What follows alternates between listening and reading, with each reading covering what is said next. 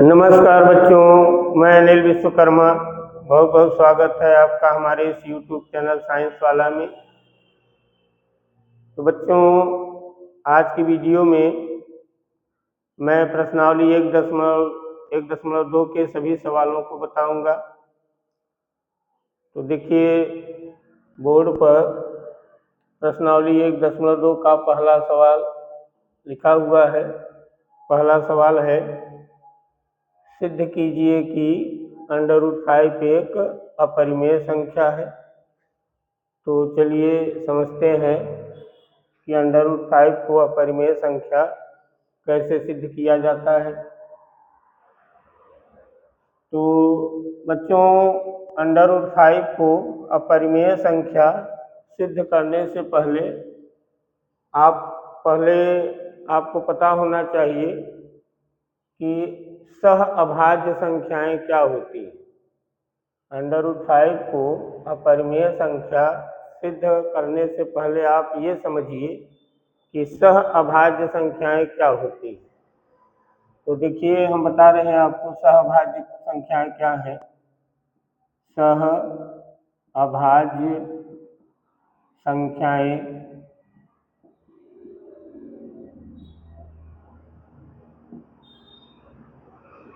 देखिए बच्चों, जो सह अभाज्य संख्याएं होती हैं वो केवल एक के पहाड़े से कटती है।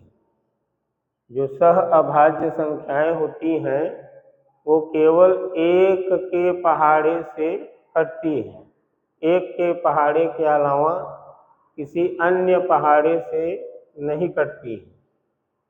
तो यही एक चीज आप याद रखिए कि जो सह अभाज्य संख्याएं होती हैं वो केवल एक के पहाड़े से कटती है। 2 के पहाड़े से या 3 के पहाड़े से या 4 के पहाड़े से नहीं कटती है। अगर वो सह अभाज्य संख्याएं हैं तो केवल एक के पहाड़े से ही कटेगी। और अगर एक के पहाड़े के अलावा 2 के पहाड़े से भी कट गई, मान लीजिए 3 के पहाड़े से कट गई या फिर 4 के पहाड़े से कट गई, तब इसका मतलब वे संख्याएं सह अभाज्य संख्याएं नहीं है। तो सह अभाज्य संख्याएं जो होती है वो केवल एक के पहाड़े से कटती है। इसे आप ध्यान दीजिए, इसमें इसकी जरूरत है। याद रखिएगा, सह अभाज्य संख्याएं जो होती हैं केवल एक के पहाड़े से कटती हैं। 2 या 3 या 4 अन्य किसी पहाड़े से नहीं कटेंगी। अगर एक के अलावा किसी अन्य पहाड़े से भी कट रही है, इसका मतलब वे सह अभाज्य संख्याएं नहीं है। तो चलिए इसे याद रखिएगा। तो क्या कीजिए बच्चों, देखिए, हमें √5 को अपरिमेय संख्या सिद्ध करना है। तो सबसे पहले हम √5 को परिमेय संख्या मान लेंगे। √5 को क्या मान लेंगे? परिमेय संख्या। तो आप सबसे पहली लाइन में यही लिखिए कि माना √5 एक परिमेय संख्या है। परिमेय संख्या है। तो देखिए बच्चों, जो √5 है इसे हम परिमेय संख्या मान लिए हैं। और बच्चों, आपको पता है, आप पिछली कक्षाओं में पढ़े भी हैं कि जो परिमेय संख्याएं होती हैं वो P/Q के रूप की होती है। जो परिमेय संख्याएं होती हैं वो P/Q के रूप की होती हैं। तो अगर इस रूप की कोई संख्या है तो ये क्या है? परिमेय संख्या है।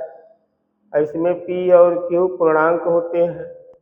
तो ये P/Q की रूप की संख्याएं क्या मानी जाती हैं? परिमेय संख्याएं। इसका मतलब ये परिमेय संख्या है। ये कैसी संख्या है? परिमेय संख्या है। और इसे हम क्या मान लिए हैं? परिमेय संख्या।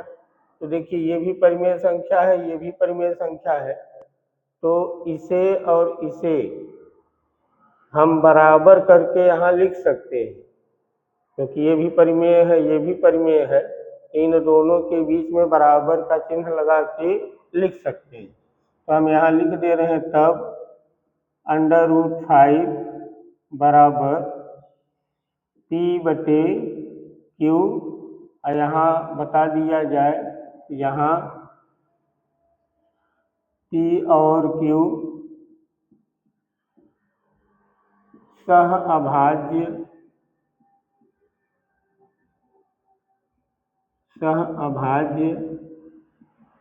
संख्याएं हैं। सह अभाज्य संख्याएं मतलब सहभाज्य पूर्णांक भी कह सकते हैं, और तथा Q 0 के बराबर नहीं। तो देखिए बच्चों, यहाँ P और Q क्या है? सह अभाज्य संख्याएं हैं, यानी ये P और Q सह अभाज्य संख्याएं हैं। और अभी हमने आपको बताया कि जो सह अभाज्य संख्याएं होती हैं वो केवल एक के पहाड़े से कटती हैं, किसी अन्य पहाड़े से नहीं कटती। और अगर एक के अलावा किसी अन्य पहाड़े से भी कट रही हैं तब इसका मतलब P और Q सह अभाज्य संख्याएं नहीं मानी जाएंगी। तो चलिए, अभी तो P और Q क्या है? सह अभाज्य संख्याएं हैं, मतलब P और Q केवल एक के पहाड़े से कटेंगी, किसी अन्य के पहाड़े से नहीं कटेंगी। अब देखिए, ये जो लिखा हुआ है √5 बराबर P/Q, इसका क्या कीजिए, दोनों तरफ वर्ग कर दीजिए। बाएं तरफ और दाएं तरफ दोनों पक्षों का क्या कर दीजिए, वर्ग। यहाँ लिख दीजिए दोनों तरफ वर्ग करने पर। तो दोनों तरफ वर्ग कीजिए। वर्ग का मतलब होता है दो घात, तो दोनों तरफ हम दो घात लगा देंगे। दो घात लगा देंगे तो उसी को माना जाएगा कि वर्ग किया गया है। तो देखिए, बाएं तरफ दो घात लगा दीजिए, मतलब बाएं तरफ का वर्ग कर दीजिए। दाहिने तरफ दो घात लगा दीजिए, तो दाहिने तरफ का भी क्या हो गया, वर्ग। तो दोनों तरफ वर्ग कर दिया गया। अब देखिए, √5 का वर्ग करेंगे तो इस स्क्वायर की वजह से √5 हट जाएगा, केवल 5 बचेगा। यहाँ देखिए, P/Q का स्क्वायर करेंगे तो P²/Q² आ जाएगा। अब यहाँ देखिए बच्चों, इस 5 को या तो P के बटे के नीचे आपको लाना पड़ेगा, या तो Q के बटे के नीचे लाना पड़ेगा। ये जो 5 है इसे या तो P के बटे के नीचे लाइए या Q के बटे के नीचे लाइए। तो देखिए, यहाँ तो ध्यान से देखिए और अंदाजा लगाइए कि 5 P के बटे के नीचे आ सकता है कि Q के बटे के नीचे। तो देखिए, 5 जो है अगर तिरछा गुणा करें तो Q का गुणा इसी के साथ होगा, ये जो Q² इसका गुणा इसी के साथ होगा। इसका मतलब 5 जो है Q² के नीचे नहीं आ सकता। तब 5 Q² के नीचे नहीं आ सकता तो निश्चित है कि 5 तब P यानी कि P² के नीचे आ सकता है। तो क्या कीजिए, इसे ऐसा लिख दीजिए, या Q² को यहाँ कर दीजिए और बराबर P² के नीचे 5 लिख दीजिए। ऐसा हो सकता है। Q² को यहाँ कर सकते हैं, 5 को नीचे ला सकते हैं। अभी आप तिरछा गुणा कर दीजिए तो देखिए 5 का गुणा इसके साथ होगा, और यहाँ भी देखिए तिरछा गुणा करते तो Q² का गुणा 5 के साथ होता। अब देखिए इस लाइन को देखिए, इसे देखिए, P² के नीचे क्या आया है, 5।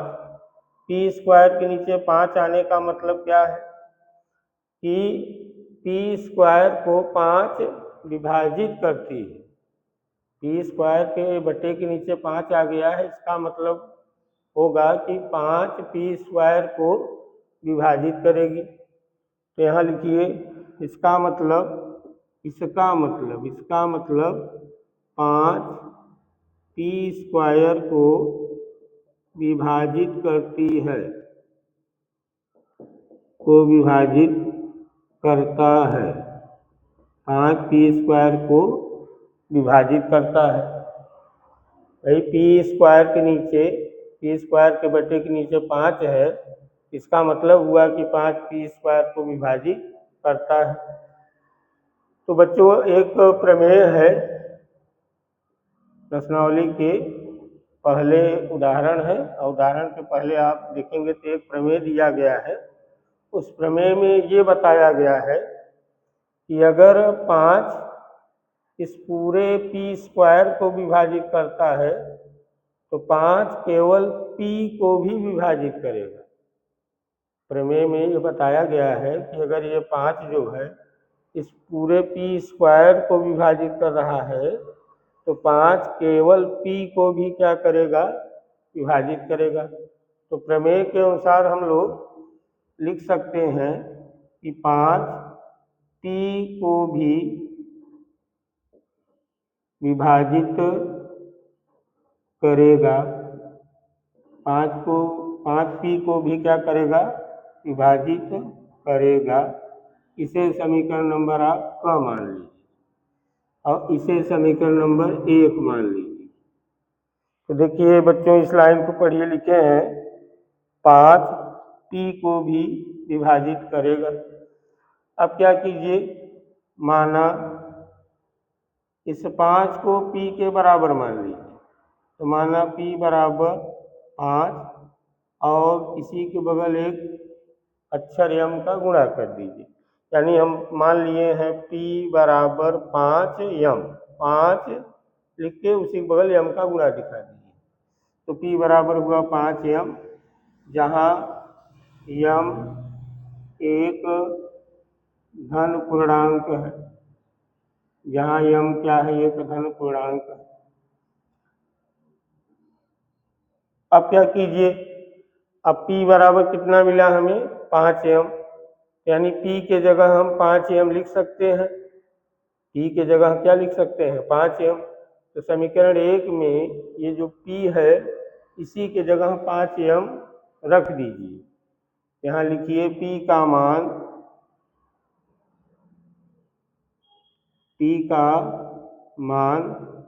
समीकरण 1 में रखने पर, तो रखा जाए। समीकरण 1 यही है बच्चों, इसमें यहाँ p है, p के जगह 5m लिखिए। तो देखिए होगा q² बराबर p के जगह पर 5m स्क्वायर और बटे में 5, तो q² बराबर 25m² बटे 5, इसका स्क्वायर करेंगे 25m² आएगा। 5 से इसे काट दीजिए, 5 × 5 = 25, तो q² बराबर 5m²।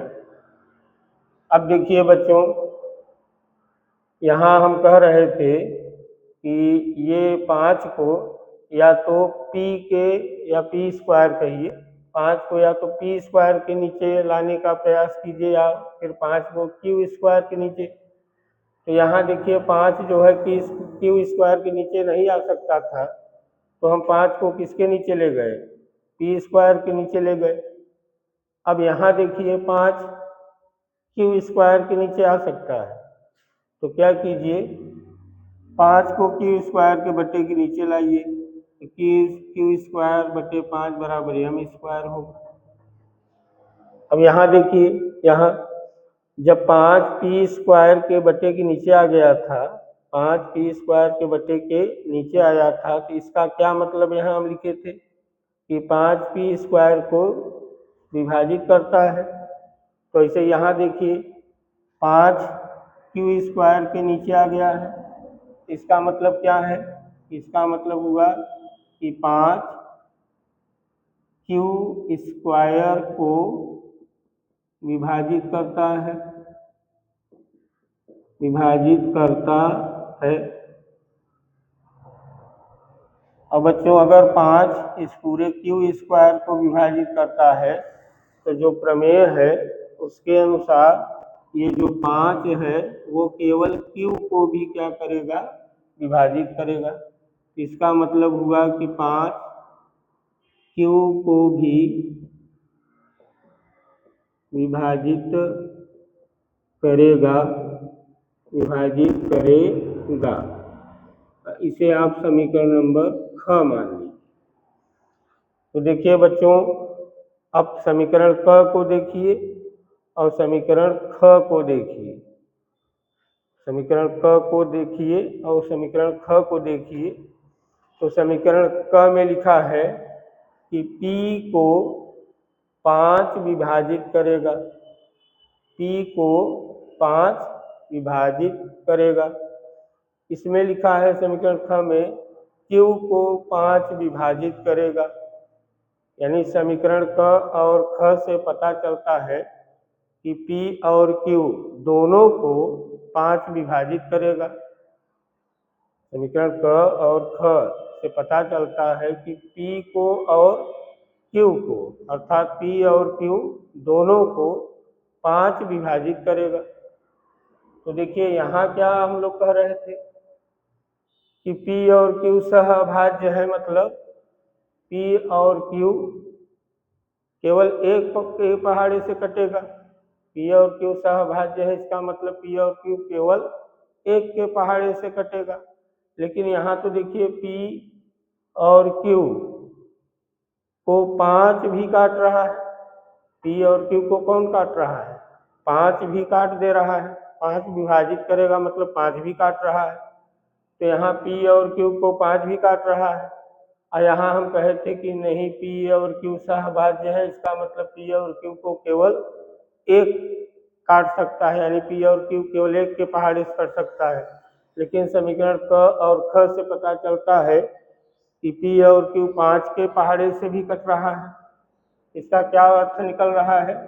इसका मतलब हुआ, यहाँ लिखा जाए कि समीकरण क और समीकरण ख से स्पष्ट है कि P और Q एक के पहाड़े के अलावा, एक के पहाड़े के अलावा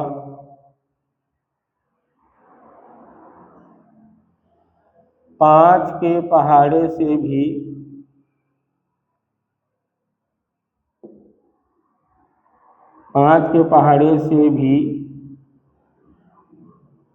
कट रहे हैं। यही समीकरण क और ख से स्पष्ट है कि P और Q एक के पहाड़े के अलावा 5 के पहाड़े से भी कट रहे हैं।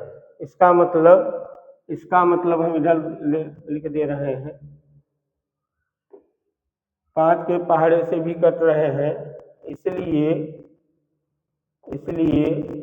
P और Q, अब देखिए,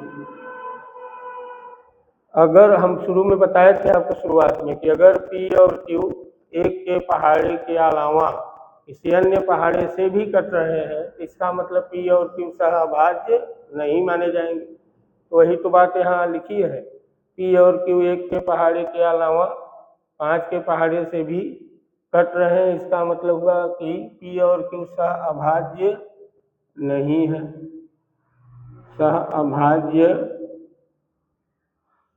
नहीं है, सहअभाज्य संख्याएं नहीं है, सहअभाज्य संख्याएं नहीं है।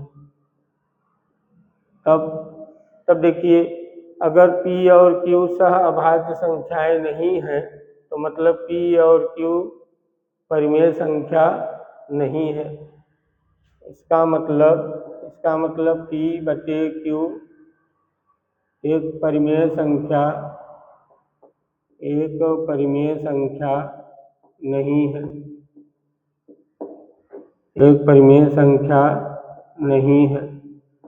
और जब P बटे Q ये पूरा P बटे Q परिमेय संख्या नहीं है, तो इसके बराबर ये जो लिखा है ये भी परिमेय संख्या नहीं मानी जाएगी। इसका मतलब √5 भी एक परिमेय संख्या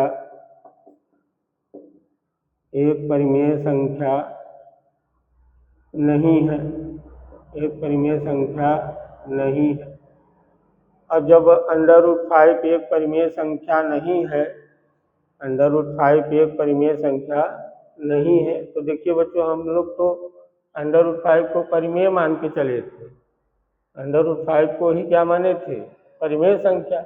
लेकिन यहाँ क्या रहा है कि √5 परिमेय संख्या नहीं है, तो जो हम माने थे वो गलत हो रहा है ना। हम माने थे कि √5 परिमेय संख्या है, ये सब करने से पता चला कि √5 परिमेय संख्या नहीं है। तब जब √5 परिमेय संख्या नहीं है, इसका मतलब है कि अतः √5 एक क्या है, अपरिमेय संख्या है। √5 एक अपरिमेय संख्या है। जब √5 परिमेय नहीं है तो √5 एक अपरिमेय संख्या है। यही सिद्ध करना था बच्चों। हेंस प्रूफ, तो सिद्ध कर दिया गया कि √5 एक अपरिमेय संख्या। बच्चों इसे नोट कर लीजिए। उसके बाद प्रश्नावली का दूसरा सवाल आपको बताते हैं।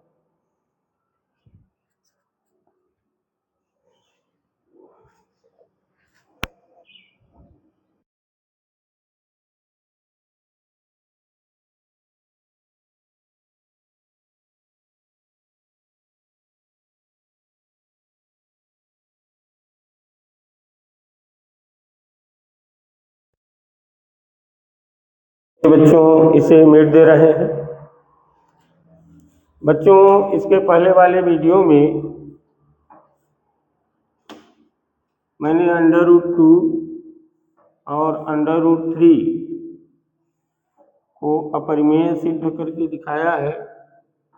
आप उन वीडियो को भी देख लीजिए तो आपको समझ में आएगा।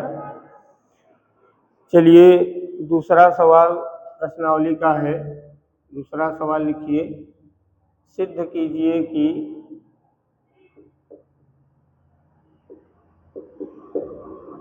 सिद्ध कीजिए कि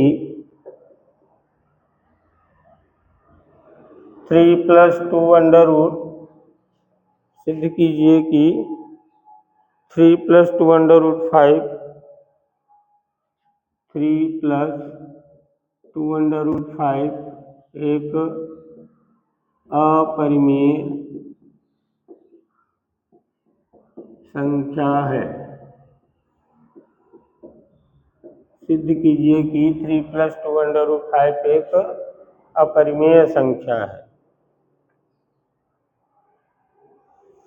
तो देखिए बच्चों इसे अपरिमेय कैसे सिद्ध करना है।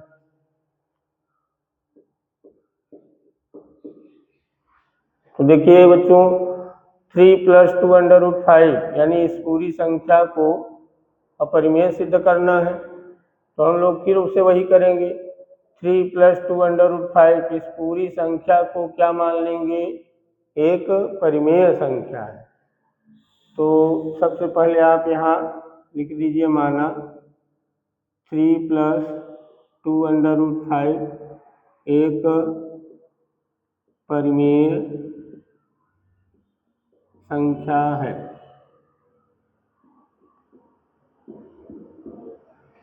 देखिए 3 + 2 √5 को अपरिमेय संख्या सिद्ध करना था, तो हम 3 + 2 √5 3 + 2 √5 को क्या मान रहे हैं, परिमेय संख्या।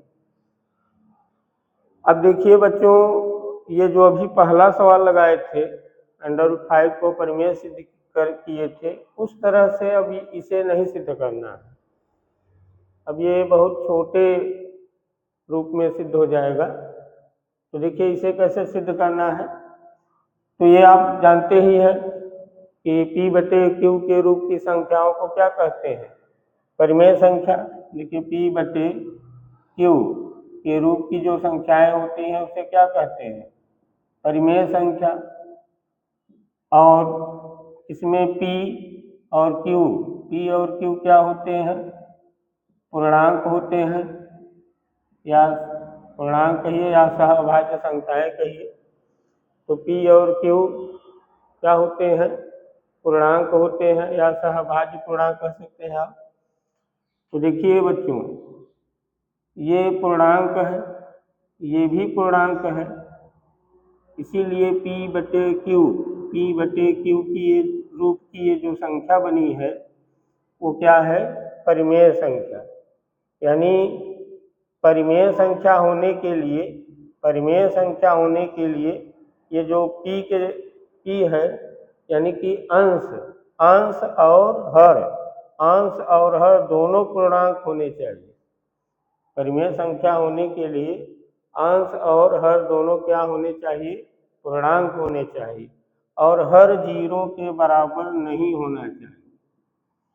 तो जैसे हम कह रहे हैं कि P/Q के रूप की जो ये संख्या P/Q है, ये परिमेय संख्या है। तो परिमेय संख्या ये तभी मानी जाएगी जब अंश और हर अर्थात P और Q की जगह पूर्णांक रहे। तो चलिए मान के चले कि ये पूर्णांक है, ये भी पूर्णांक है, तब ये P/Q के रूप की जो संख्या दिखाई दे रही है ये परिमेय मानी जाएगी। तो क्या कीजिए, ये क्या है? परिमेय है, ये भी क्या है? परिमेय है। तो हम इसे और इसे बराबर करके लिख सकते हैं। यहाँ लिख दीजिए तब 3 + 2√5 बराबर P/Q। और यहाँ बता दीजिए जहाँ P और Q पूर्णांक है,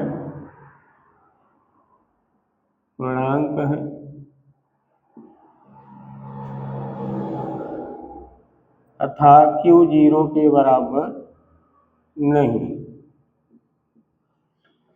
तो बच्चों यहाँ P पूर्णांक है, Q पूर्णांक है,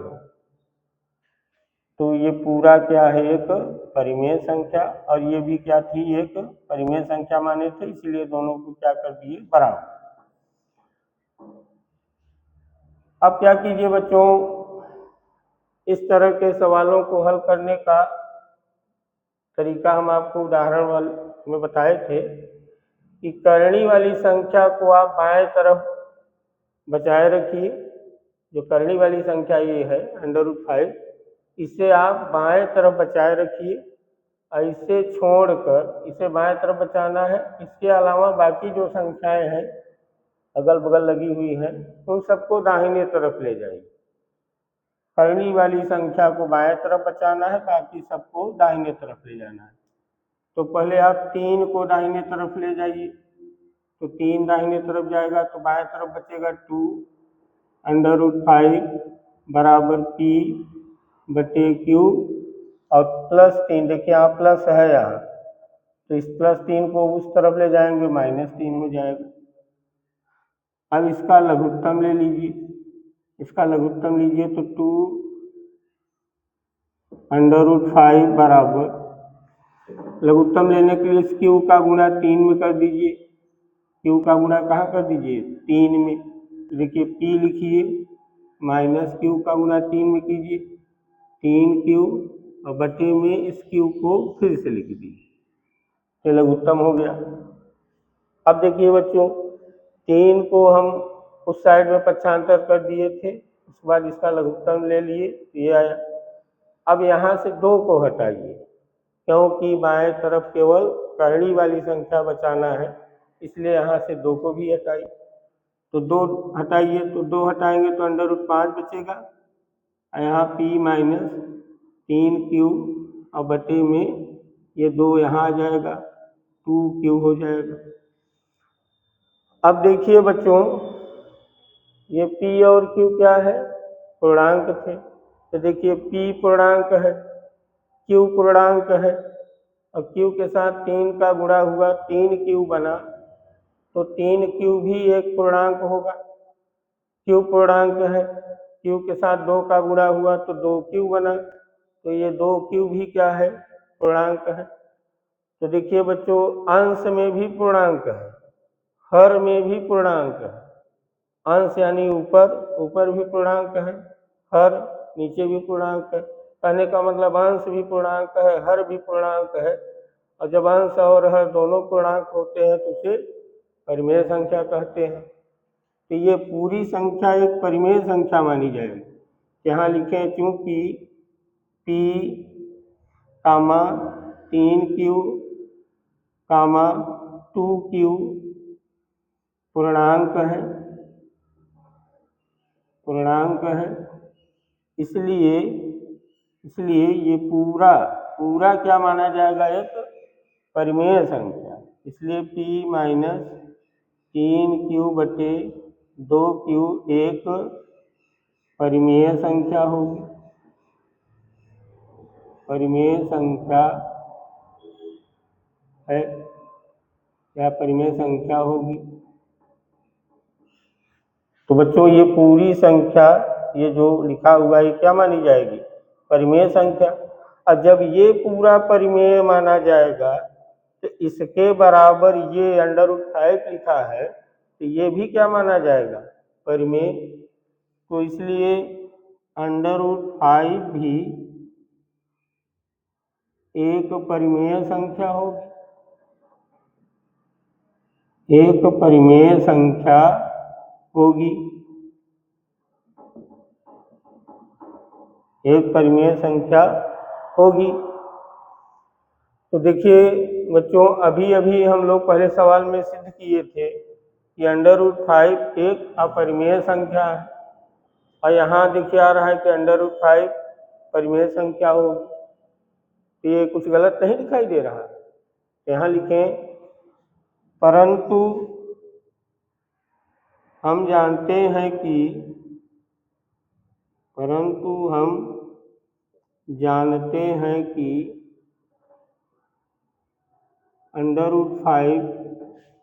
एक अपरिमेय संख्या है। √5 क्या है, एक अपरिमेय संख्या है। परंतु हम जानते हैं कि √5 एक क्या है, अपरिमेय संख्या है।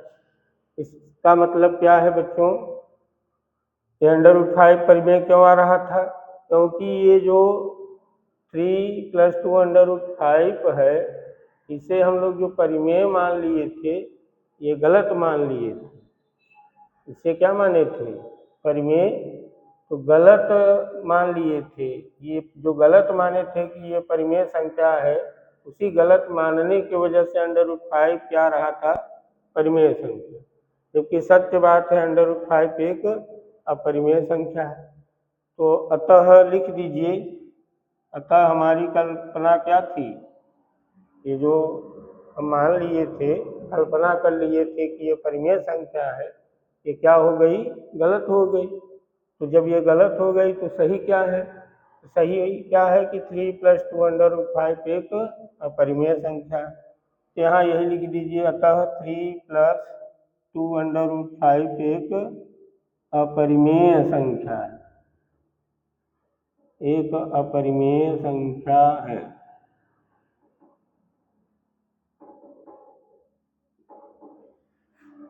तो बस बच्चों, ये दूसरा सवाल है, नोट कर लीजिए आप लोग।